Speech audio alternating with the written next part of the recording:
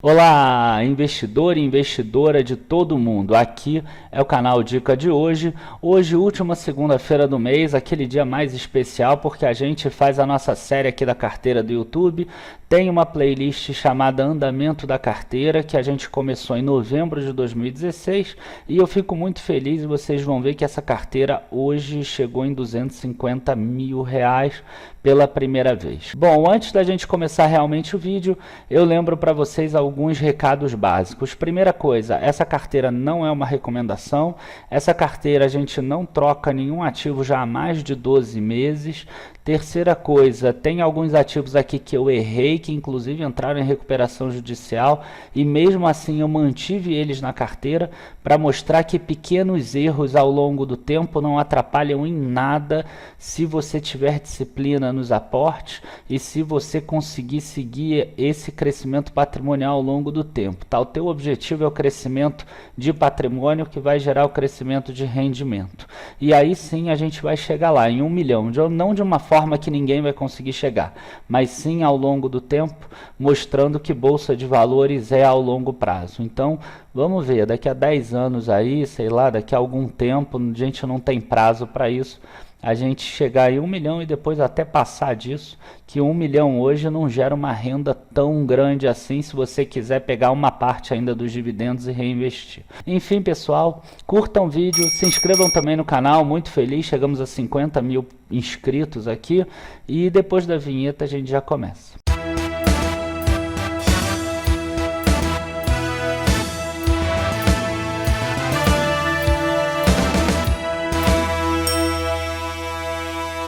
Bom, gente, como vocês sabem, eu gosto de fazer aí um apanhado das boas notícias que tiveram sobre as ações da nossa carteira ou das más notícias também, enfim, dos fatos relevantes, e eu vou começar dessa forma.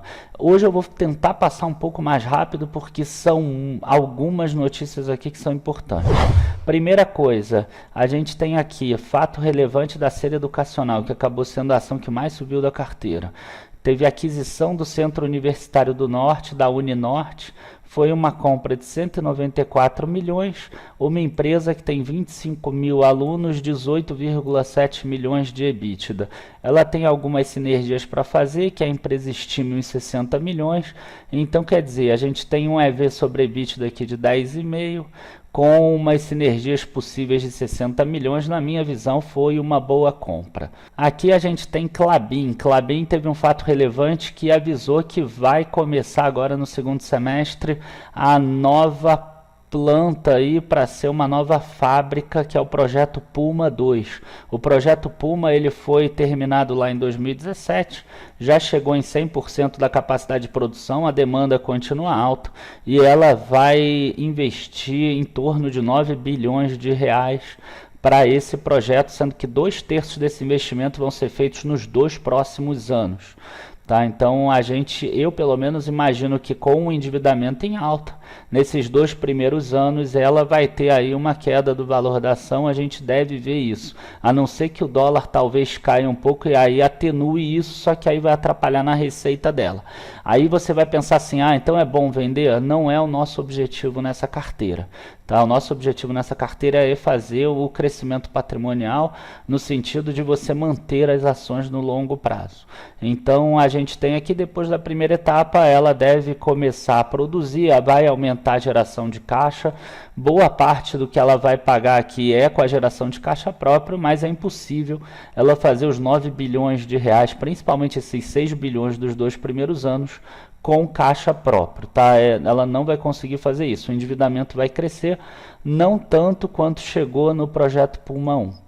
Saraiva divulgou que não vai distribuir os dividendos que estavam disponibilizados e que estavam ali provisionados, vamos dizer assim, porque ela está em recuperação judicial e o momento não é apto para isso por causa da situação econômica da empresa. E finalmente vocês vão ver que eu não fiz aquele vídeo da ETF da renda fixa à toa. Foi exatamente porque a gente vai colocar na carteira essa ETF. O que vai acontecer? Aquela ETF, como a gente já viu, ela é uma ETF que investe em títulos mais curtos.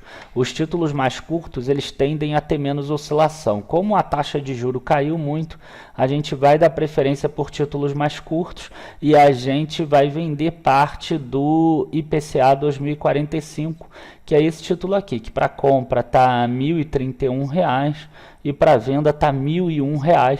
Vocês vão ver que vai ter uma diferença aí de spread, que a gente vai acabar perdendo um pouco de dinheiro, mas ok, a gente vai aceitar isso porque é uma taxa que eu escrevi um artigo aí chamado A Morte do Tesouro Direto e que vocês podem perceber lá que a tendência de alta é um crescimento de aí a máximo 18%, enquanto na perda, se tiver um cenário ruim, pode cair aí 40%, por exemplo.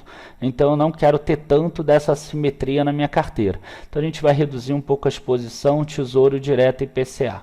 E finalmente a gente tem também, que eu não separei aqui no fundo imobiliário, que a gente tem o OUJP, a gente vai ter uma subscrição. Tá? É uma subscrição que é interessante a gente fazer por causa do desconto. Hoje o fundo está em R$ 110, ou a subscrição no valor patrimonial, que hoje está em torno de R$ 103. Ainda vai demorar um pouco, pode ser que eu coloque na próxima atualização, no próximo mês, mas com certeza a gente não vai fazer a subscrição total. A gente está vendo que é um fundo que tem um patrimônio líquido, ele quer crescer 130% patrimônio líquido. Então a pessoa que tem hoje 100 cotas do fundo vai poder subscrever aí quase 130 cotas. Se eu não me engano são 128 ou 129, alguma coisa nesse sentido. Então é um aumento muito grande. A gente primeiro não vai ter aporte suficiente para isso, porque o nosso aporte mensal é de R$ 2.000. Eu também não acredito que o fundo vai conseguir alocar de forma tão rápida se ele crescer tanto assim. Eu não estou vendo tantos CRIs de papel suficientes para isso. Então o meu approach aqui vai ser realmente subscrever apenas uma parte dessas cotas do fundo OUJP11 que a gente vai ver no mês que vem, provavelmente na carteira. Então a gente já está aqui com a carteira agora, e primeiro eu gosto de mostrar aqui o total. A gente vê que em Bolsa de Valores a gente chegou em 150 mil. Claro que aqui eu já coloquei as novas investimentos desse mês agora. A gente vê aqui que fundos imobiliários, a gente chegou em mais de 40 mil pela primeira vez, então quer dizer, passamos de 150 mil em bolsa, passamos de 40 mil em fundos imobiliários, e a renda fixa aqui se manteve em 60 mil reais. Como vocês sabem, eu sou uma pessoa que deixa uma parte em reserva de oportunidade. Aconteceu uma crise qualquer no exterior, ou uma crise no Brasil, etc., bolsa caiu para 70 mil, 60 mil reais.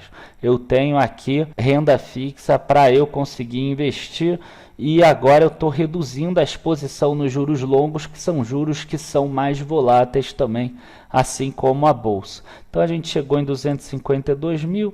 Esse mês a nossa carteira, até porque a bolsa subiu, teve uma valorização menor, né? A parte de fundos imobiliários e de renda fixa acaba rendendo menos.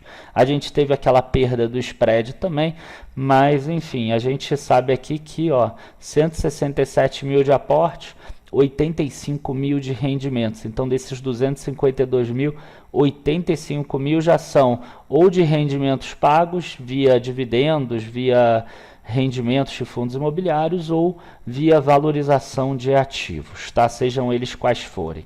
E quanto a rendimentos pagos, é interessante a gente ver isso. Esse mês a gente teve aqui R$ 800 de dividendo, principalmente o dividendo da Direcional, que entrou aqui R$ 494, mais os dos fundos, mais um restinho que tinha de Itaúsa. E é interessante a gente observar que em 4 meses desse ano a gente já teve R$ 3.700 de dividendos, ou de rendimentos, de proventos de forma geral, e no ano passado foram 7.800 no ano inteiro. Então em 4 meses a gente já está fazendo aqui mais ou menos a metade de rendimentos, de dividendos do ano passado. Quer dizer, em 9 meses eu estou esperando a gente conseguir fazer os rendimentos do ano anterior, e se a gente continuar nessa toada aí de 9, 10 meses fazer o rendimento do ano anterior, a gente percebe como isso pode crescer. Isso faz o nosso crescimento patrimonial ser cada vez mais vigoroso, e alguns erros que a gente possa ter não trazem tanto problema assim. O grande erro que a gente tem por enquanto é exatamente esse aqui da Saraiva, né? A gente tem hoje ela uma posição só de R$ 1.400.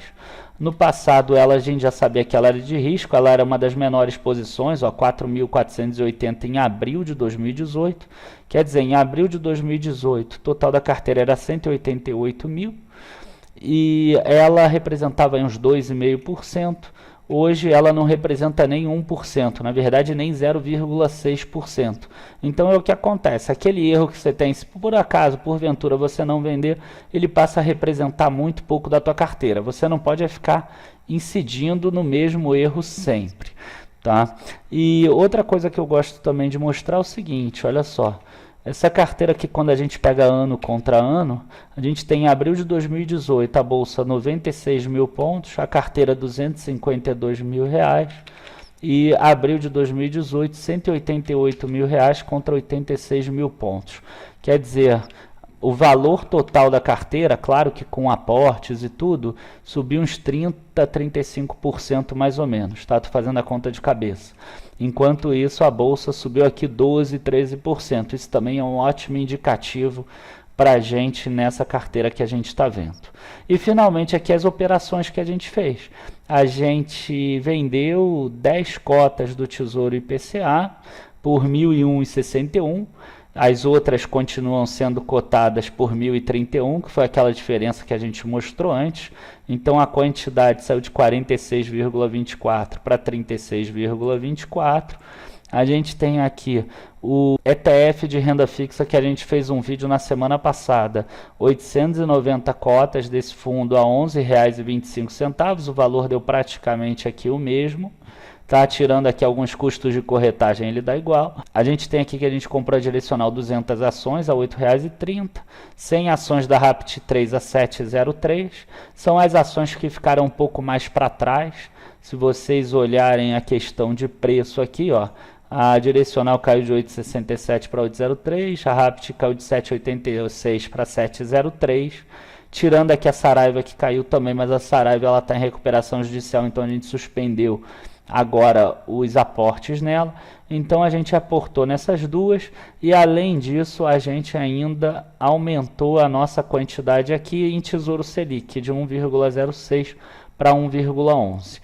Tá? Quando a gente vem aqui no percentual, a gente vê que a bolsa continua aqui com 59%, fundos imobiliários com 16% e renda fixa com 24%, lembrando que mês que vem o aporte deve ir para o OUJP11, que está em fundos imobiliários. Os dividendos desse mês foram apenas os dos fundos imobiliários, que na verdade chama rendimento, nem chama dividendo. A gente teve pagamento da Direcional e de Itaúsa, como a gente mostrou hoje, e a única coisa que ficou aqui pendente são os dividendos e juros sobre capital próprio de Petrobras. Um deles ainda estava marcado aqui para junho e o outro para maio. Às vezes muda essas datas, tá? Mas a única coisa que ficou pendente foi exatamente isso aqui. Eu lembro a vocês que eu estou gravando esse vídeo na sexta-feira de manhã, antes da abertura do mercado. Então, quando vocês virem, vocês vão ver com defasagem de 2 dias de mercado. Então, se tiver alguma diferença de preço, é exatamente por causa disso. Essa diferença pode ser a maior ou a menor, não influencia nada a nossa estratégia de longo prazo. Esses 2 dias, quando você pensar 20 anos, eles não vão fazer a mínima diferença, mesmo que tenha um circuit breaker ou mesmo que eles subam 10% em um dia só. Muito obrigado a todos. Não se esqueçam de olhar realmente as recomendações lá dentro da nossa área de membros. A gente trabalha a nossa carteira dessa forma, mais separado, né? A gente tem uma carteira de fundos imobiliários, uma carteira de ações, e dentro da carteira de fundos de investimento a gente tem lá os fundos de renda fixa, que eu acho que fica mais fácil para a pessoa não ter que gerir 3 carteiras de forma separada. Enfim, pessoal, muito obrigado a todos. Abraços, bons investimentos. Tchau, tchau.